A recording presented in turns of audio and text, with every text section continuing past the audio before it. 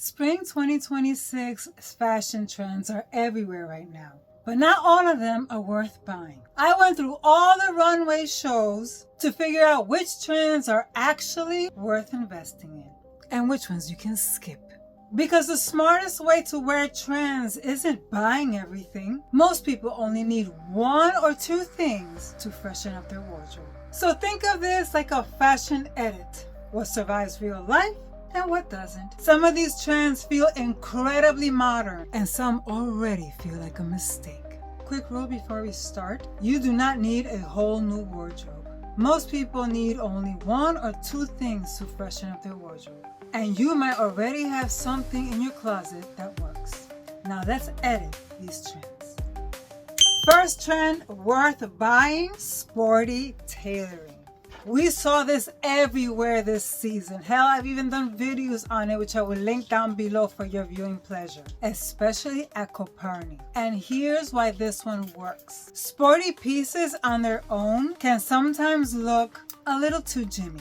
But the second that you pair them with some tailoring, the entire energy changes. This is one of the oldest tricks in fashion. When something casual meets something structured, your brain reads the outfit as intentional. And here's the part that people miss. You don't need to go buy this trend. You probably already have something sporty in your closet. The trick is pairing it with something sharper to make it fashion. That's how the trend actually works in real life.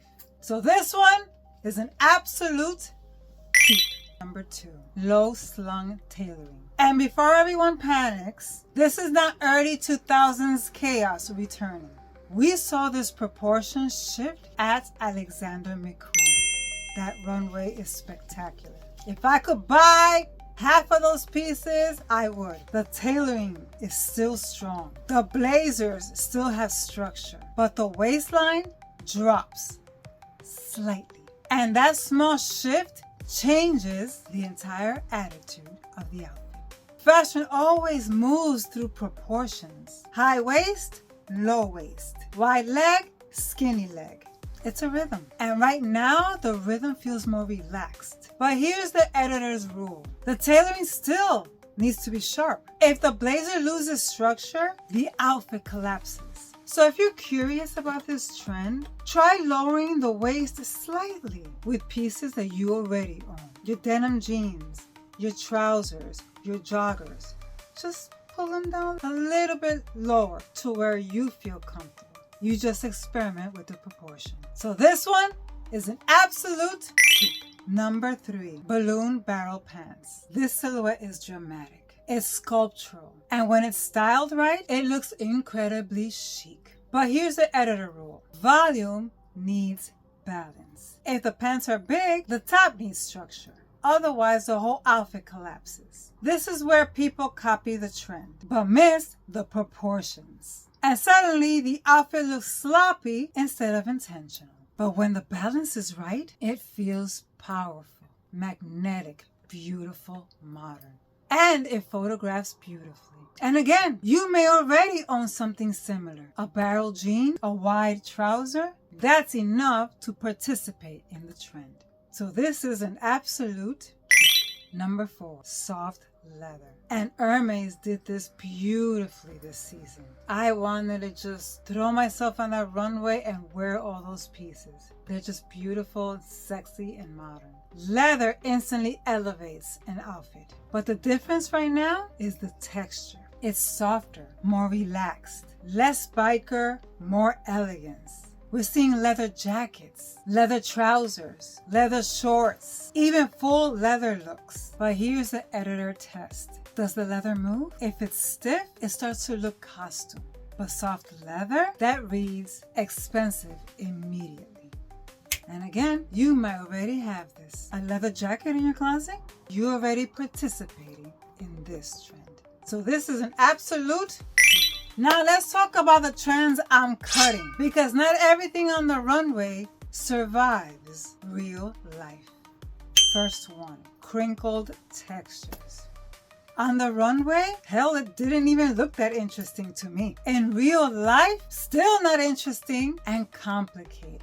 These fabrics wrinkle. they lose shape, and they rarely look polished. Fashion can absolutely be experimental, but when something becomes difficult to wear, it stops being useful or fun, and most wardrobes need versatility.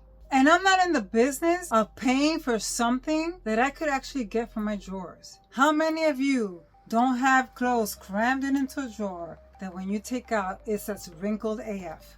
And now you want us to buy it? Absolutely not. This is a federal cut.